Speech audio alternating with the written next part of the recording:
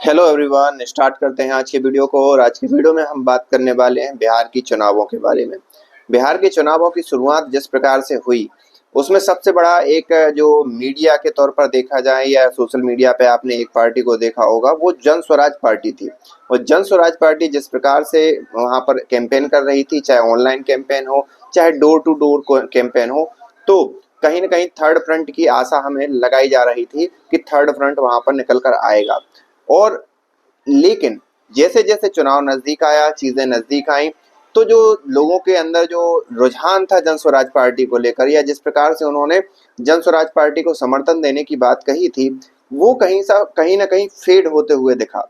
उसमें मुझे क्या, कई लोगों ने ये भी कहा कि प्रशांत किशोर जो कि बहुत अच्छे स्ट्रेटेजिक हैं, उनने भी इस चीज को भांप लिया और उन्होंने भी खुद को बिहार पॉलिटिक्स से दूरी बनाना स्टार्ट कर दिया। जिस प्रकार के बयान वो देते थे, जिस प्रकार की चीजें एग्रेसिवली वो करते थे, धीरे धीरे वो डिम होती गई।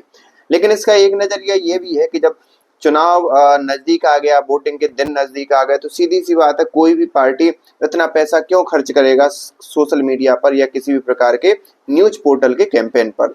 तो ये भी एक रीजन हो सकता है।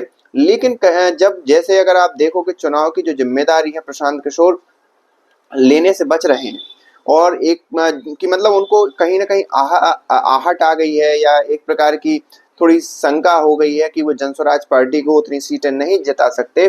तो उस चीज को डिफेंड करने के लिए प्रशांत किशोर एक प्रकार से अलग हो गए हैं।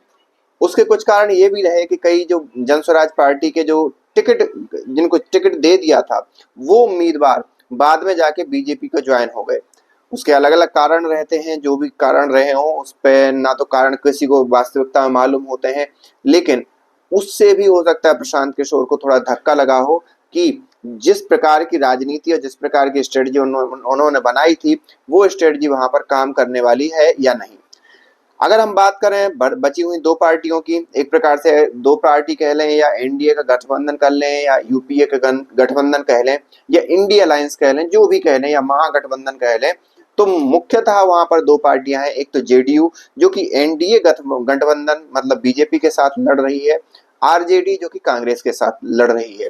वहां पर आरजेडी का ही मुख्य वहां पर रोल है, यहाँ पर जेडीयू का कोई वहां पर रोल है, सॉरी, कांग्रेस का वहां पर कोई रोल वहां पर एज सच है नहीं।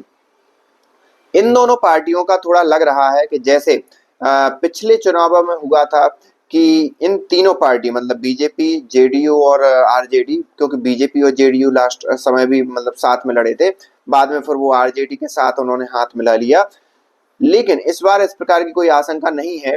तो भारतीय जनता पार्टी लगता है खुद के बलबूते पर चुनाव जीत जाएगी या खुद के बलबूते पर अपनी सरकार बना लेगी। लेकिन ये देखना होगा कि आरजेडी के क्या हालात होते हैं, आरजेडी की क्या दशा कहें या दुर्दशा जो भी होती है वो क्या होती है।